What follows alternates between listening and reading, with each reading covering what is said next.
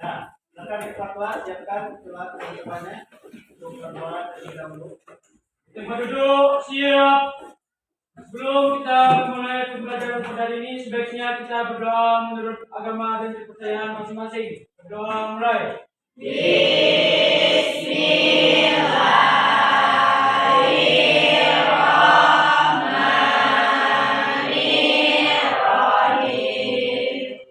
Ucapkan salam.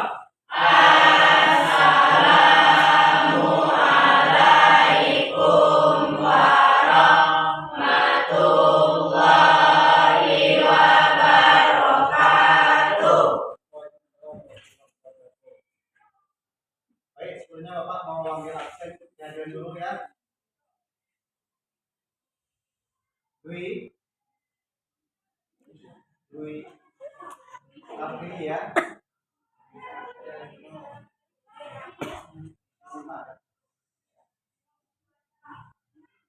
Pentingnya Dwi. Ya, cepat. Salam subuh kamu.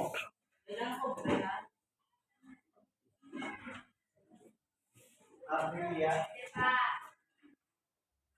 Salam subuh. Aula. Salam subuh. Elsa. Salam subuh. Sheryl. Salat. Sigo. Salat. Dita. Salat.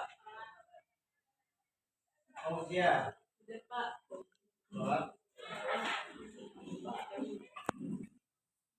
Fahrul Azim. Salat. Salat. Pak. Salat. Andika. Sakit. Indri. Salat. Intan Laura. Salat. Keisha. Salat. Hafiz. Salat.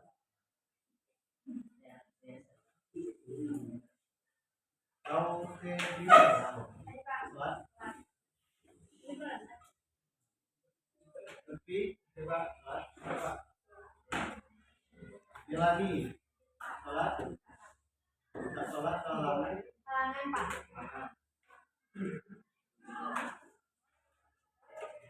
Muhammad Fadil. Salat. Miftahul Husni. Nailatul Husni. Salat. Nur Faiza. Salat. Nur Raini. Retno. Salat.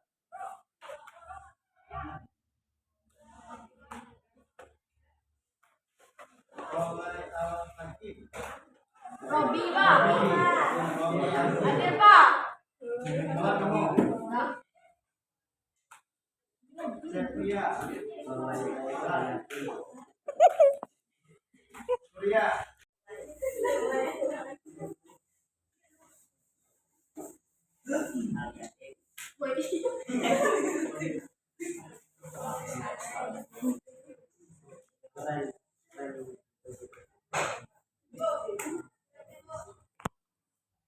Sebelum kita masuk ke materi hari ini, siapa yang masih ingat materi kita minggu lalu? Coba. Siapa itu? Tentang haji. Materi kita minggu lalu yaitu tentang haji. Siapa yang masih ingat apa itu haji? Haji, ya, silakan Haji. Secara bahasa, haji berasal dari bahasa Arab, yaitu hajjah, yang artinya menyengaja sesuatu. Secara istilah, haji adalah sengaja mengunjungi Ka'bah atau Baitullah untuk melakukan beberapa amal ibadah dengan syarat-syarat yang telah ditentukan. Ya, seperti kita ketahui materi minggu lalu itu tentang haji. Haji itu menyengaja kita mengunjungi Baitullah atau Makkah. Itu materi kita minggu lalu. Dan minggu ini kita masuk materi baru yaitu tentang kehadiran Islam dalam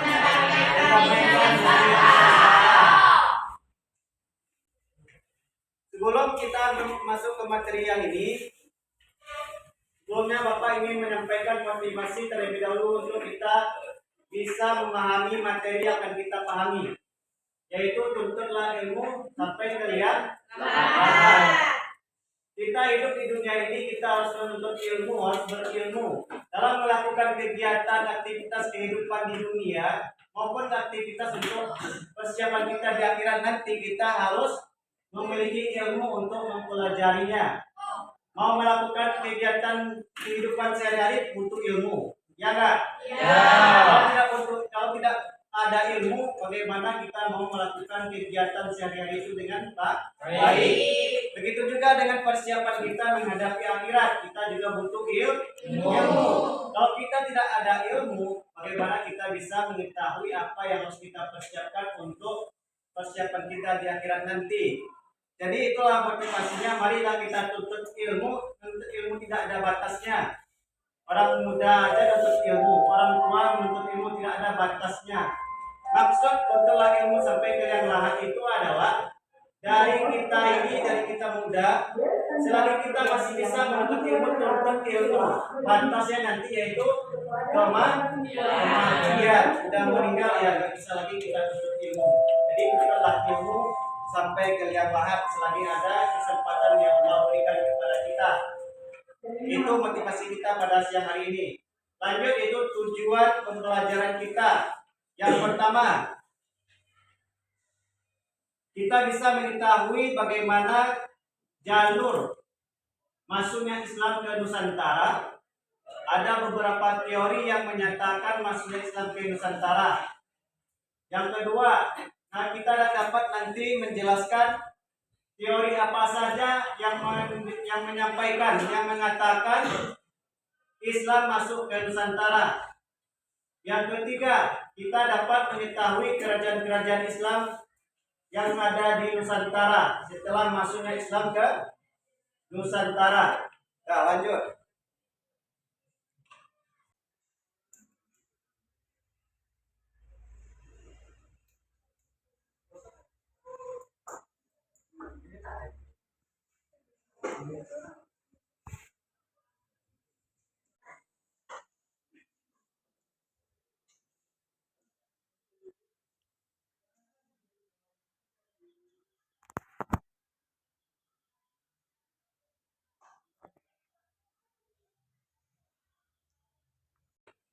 Poin yang pertama, alur masuknya Islam ke Nusantara. Yang pertama, menurut teori Mekah. Coba Sri Andika, apa itu maksud dari teori Mekah? Maksud dari Mekah. Ya, siapa lagi yang bisa menyampaikan? Ya, silakan. Ya, Pak Razi. Menurut teori Mekah, proses masuknya Islam ke Indonesia adalah langsung dari Mekah atau Arab. Terjadi pada abad pertama Hijriah atau abad ke-7 Masehi. Biasanya mereka bergelar syahid atau syarif di depan namanya. Ya, teori Mekah. Teori Mekah ini proses masuknya Islam ke Nusantara. Proses masuknya Islam ke Indonesia adalah langsung dibawa oleh orang-orang dari Arab. Terjadi pada abad pertama Hijriah atau abad ke-7 Masehi. Mereka datang ke Indonesia dengan motivasi dagang sekaligus dakwah. Jadi orang Arab itu datang ke Indonesia yaitu dengan berdagang sekaligus berdakwah. Dalam berdagang dia selalu melakukan sosial lalu melakukan perdagangan dengan orang pribumi. Bangsa Arab ini sekaligus menyebarkan ajaran Islam melalui perdagangan dan berdakwah. Biasanya mereka berjalan Said atau Said di depan namanya. Yang kedua yaitu kita ketahui dengan teori mujarad. Fadil, coba baca Fadil. Apa itu teori mujarad? Teori itu mengatakan bahwa proses kedatangan berasal dari mujarad pada abad atau abad ke-13. Mujarad adalah sebuah pihak yang dimiliki di bagian barat berdekatan dengan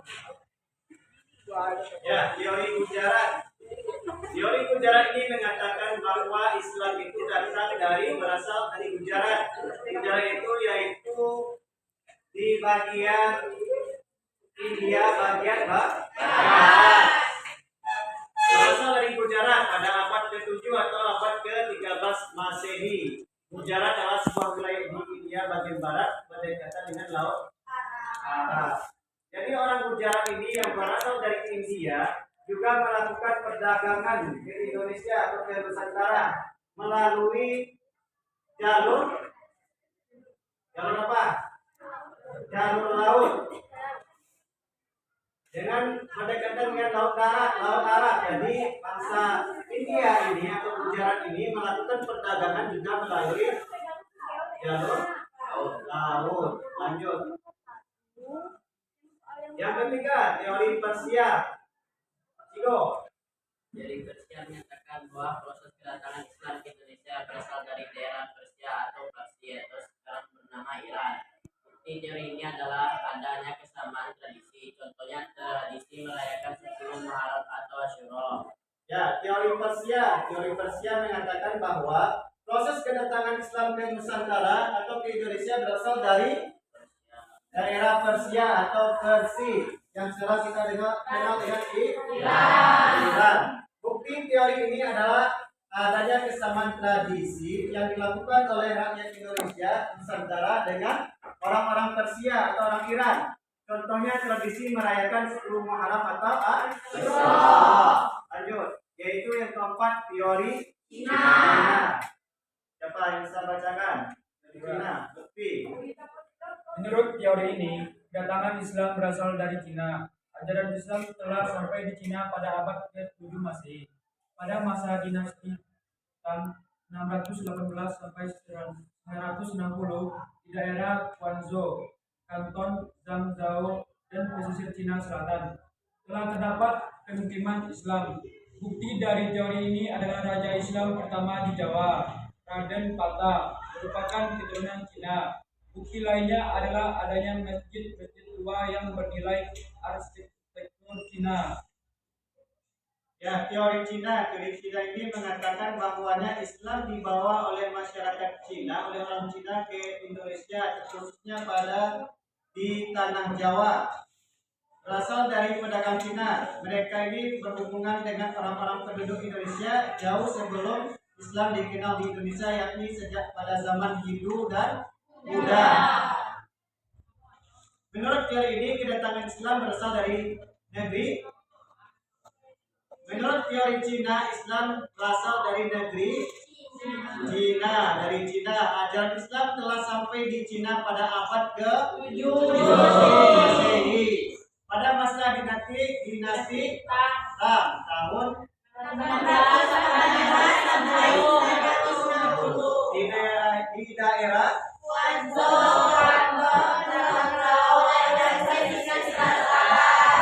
bukti dari teori ini adalah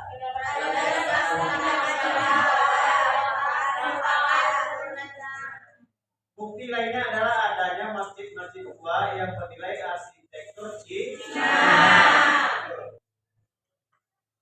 Yang kedua, materi kedua yaitu Wali Songo. Apa itu Wali Songo?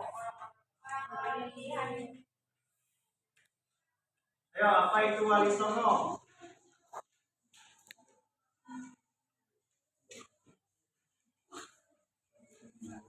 Wali Songo itu sering kita kenal dengan Wali Sembilan.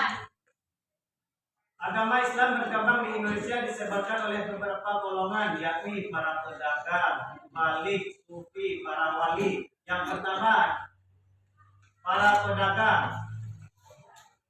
Para pedagang yang berasal dari beberapa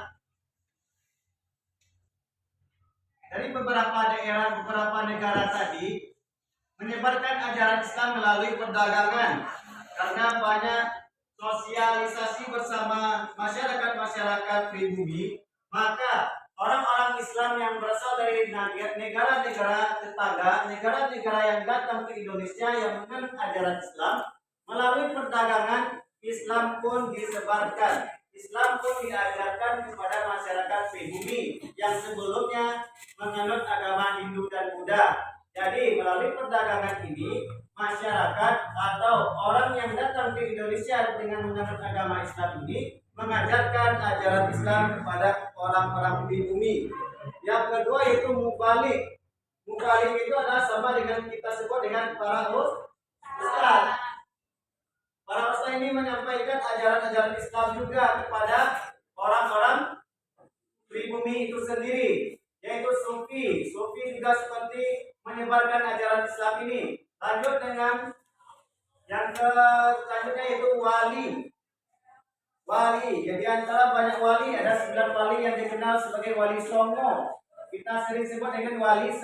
Nama wali. Yang pertama, lebih. Sunan Maulana Malik Ibrahim, Syekh Muhyiddin, berasal dari Persia dan berkedudukan di Gresik. Laura. Sunan Ampel, Raden Rahmat, berkedudukan di Ampel, Surabaya. Apalagi yang mau baca? Ya. 3. Sunan Bonang, Raden Maulana Makdum Ibrahim, berkedudukan di Bonang dekat Tuban. Lanjut, apa lagi? Ya. 4.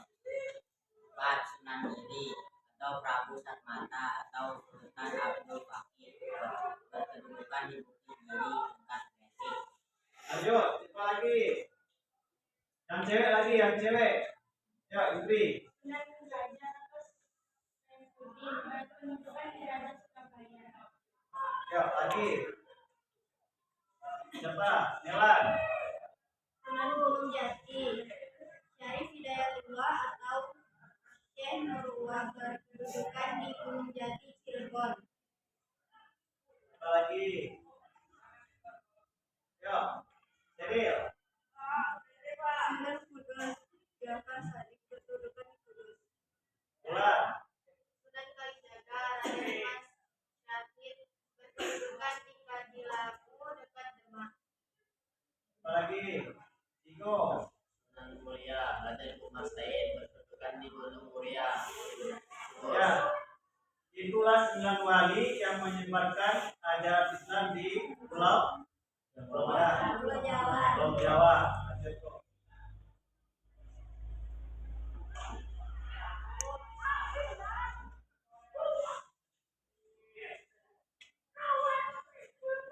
Ya. Poin selanjutnya itu cara-cara dakwah di Nusantara. Yang pertama, melalui ini yang tadi yang disebutkan, Islam disebarkan dalam beberapa jalur atau berbagai bentuk cara menyebarkan Islam. Yang pertama dalam perdagangan. Siapa yang bisa baca? Gantian lagi. Ulan, baca ulan. Proses penyebaran Islam melalui jalur perdagangan dilakukan oleh para pedagang Muslim pada abad ke-7 sampai abad ke-16 Masehi. Para pedagang tersebut berasal dari Arab, Persia, dan India. Para pedagang tersebut sangat jujur sehingga disukai oleh penduduk Nusantara dan secara sukarela masuk Islam. Ya itu, dengan cara perdagangan, proses penyebaran Islam melalui jalur perdagangan dilakukan oleh para pedagang Muslim pada abad 7 sampai 16 Masehi. Para pedagang tersebut berasal dari Arab, Persia, dan India. Para pedagang tersebut sangat jujur sehingga disukai oleh penduduk Nusantara atau masyarakat pribumi dan secara sukarela masuk Islam. Tetapi dengan itu, banyak juga tantangan dan rintangan yang dihadapi oleh para pedagang-pedagang Islam ini menyebarkan ajaran Islam. Karena masih banyak masyarakat pada zaman itu yang masih kental budayanya dengan budaya nenek moyang, yang budayanya itu Hindu dan Buddha masih ada pada zamannya. Jadi tidak begitu mudah oleh pedagang-pedagang Muslim yang berasal dari Arab, Persia, dan India ini menyebarkan Islam itu secara meluas atau secara menyeluruh. Yang kedua dengan cara perkawinan. Ais, coba baca Ais. Pada kala itu banyak pedagang yang menikah dengan pribumi yang berasal dari putri bangsawan atau putri raja, sehingga banyak keluarga bangsawan atau raja yang masuk Islam. Sehingga para pedagang tersebut menetap dan membentuk sebuah perkampungan Muslim yang disebut Ya, yang kedua itu Islam disebarkan melalui perkawinan. Pada kala itu banyak pedagang-pedagang Muslim ini yang menikah dengan anak-anak orang berasal dari pribumi yang berasal dari putri bangsawan dan atau putri raja. Sehingga banyak keluarga bangsawan atau raja yang masuk Islam. Sehingga para pedagang tersebut menetap dan membentuk sebuah perkampungan Muslim yang disebut dengan Pekojan. Jadi melalui perkawinan ini, para pedagang yang berasal dari bangsa Arab, Persia, dan India ini melalui perdagangan dan melakukan perdagangan dengan masyarakat pribumi karena dekat dengan masyarakat, lalu terjadilah perkawinan antara orang bangsa Arab, bangsa India, dan bangsa Persia dengan pribumi. Karena anak raja yang menganut ajaran Islam karena menikah dengan bangsa Arab, India, dan Persia yang menganut ajaran Islam, maka raja itu akan mengajak juga masyarakatnya untuk masuk Islam. Karena pimpinannya menganut ajaran Islam, maka banyak juga lah masyarakatnya yang akan menganut ajaran Islam. Lanjut yang ketiga, yaitu melalui pendidikan. Siapa bisa baca? Yo, Laura. Para pembalik pendidikan lembaga pendidikan Islam di beberapa wilayah Nusantara. Selama pendidikan mereka tinggal di asrama. Setelah menyelesaikan pendidikan, mereka kembali ke kampung masing-masing untuk menyebarkan Islam. Ya, yang ketiga melalui pendidikan. Para pembalik pendidikan lembaga pendidikan Islam di beberapa wilayah Nusantara. Selama pendidikan mereka tinggal di asrama. Setelah menyelesaikan pendidikan, mereka kembali ke kampung masing-masing untuk menyebarkan ajaran Islam. Siapa yang bisa menyebutkan apa contoh kecilnya dari yang melalui jalur pendidikan ini? Yang terjadi di sekarang ini realitanya. Contohnya apa? Lembaga pendidikan Islam ini. Pondok pesantren. Pondok pesantren ini adalah salah satu contoh yang realita terjadi pada masyarakat sekarang ini. Banyak para mubalik ini mendirikan pondok pesantren. Bukan hanya para mubalik saja yang mendirikan pondok pesantren, tetapi rakyat biasa atau pengusaha besar juga mendirikan pondok pesantren dan dicarikannya guru atau mubalik yang akan mengajarkan, yang akan mengolah pesantren yang dia bangun. Itu dulu. Selama pendidikan tinggal di asrama, setelah melakukan pendidikan kembali ke kampung asal masing-masing dan menyebarkan ajaran Islam di kampung masing-masing. Itu melalui jalur pendidikan. Yang keempat, hubungan sosial. Robi. Para mubalik pandai berhubungan sosial. Mereka kenal santun dan ramah. Dalam menyampaikan ajaran Islam, mereka menyampaikan dengan cara bijaksana, tidak memaksa, tidak merendahkan. Hubungan sosial, para pembalik pandai berhubung sosial dengan masyarakat setempat. Mereka terkenal dengan santun dan ramah. Dalam menyampaikan ajaran Islam, mereka menyampaikan dengan cara bijaksana, tidak memaksakan dan tidak merendahkan masyarakat setempat.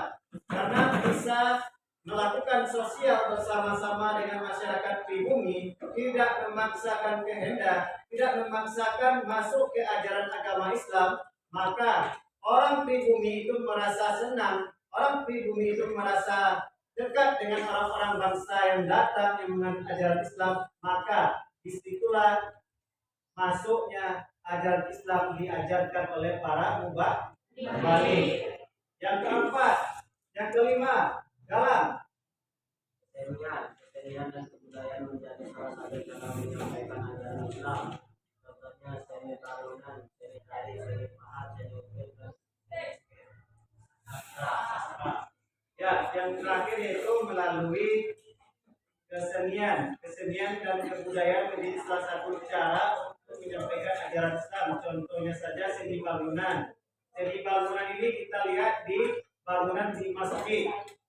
Ada ukiran-ukiran yang di masjid, itu salah satu bentuknya. Yang terjadi ada ukiran-ukiran di masjid, ukiran-ukiran di mimbar masjid. Itu salah satu contoh dari penyebaran Islam melalui kesenian.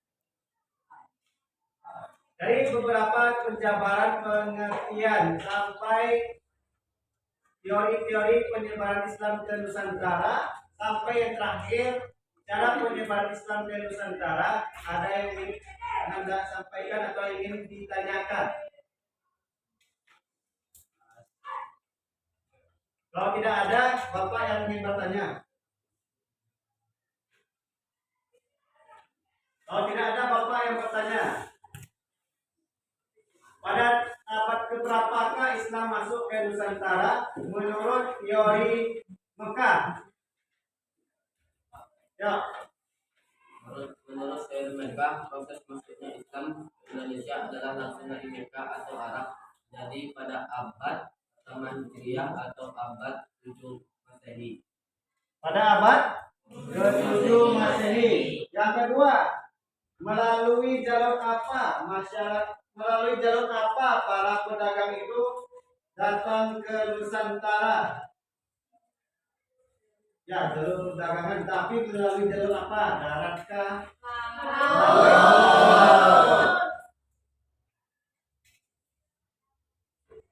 Apalagi ada yang ingin ditanyakan? Melalui apa saja Islam ini disebarkan oleh para pedagang dari bangsa Arab, Persia, dan Cina? Ya.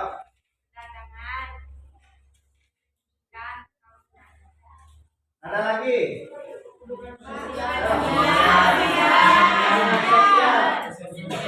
Kesenian. Ya, berarti udah paham semuanya? Ya.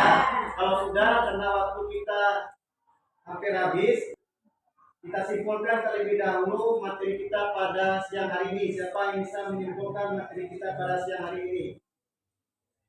Kita Laura bisa menyimpulkan?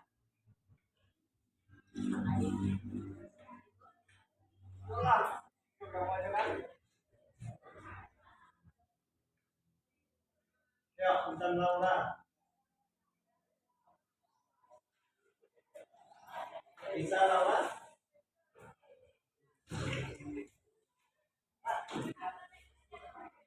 Oh, tidak bisa. Siapa yang bisa? Bulan. Yuk.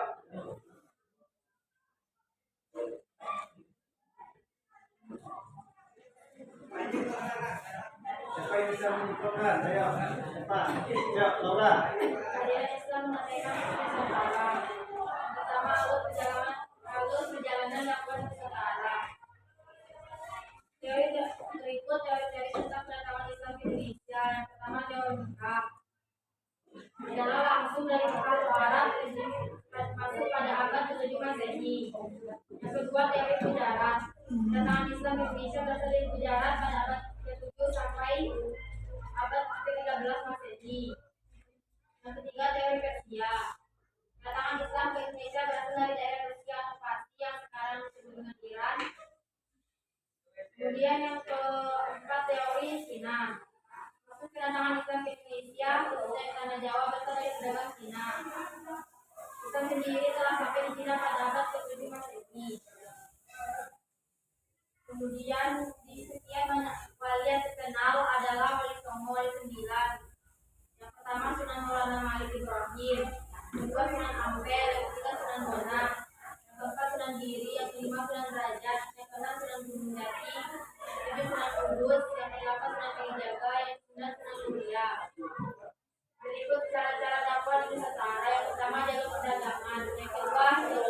Kemudian yang ketiga jalur pendidikan. Yang keempat jalur hubungan sosial. Yang terakhir jalur kesenian. Ya, itulah kesimpulan pembelajaran kita pada siang hari ini. Untuk minggu besok kita lanjut materi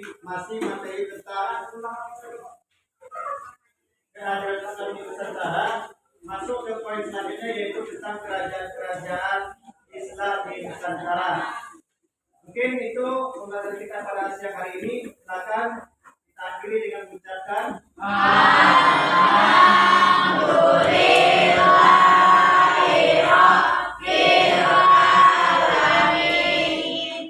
baik, terima kasih. Assalamualaikum warahmatullahi wabarakatuh.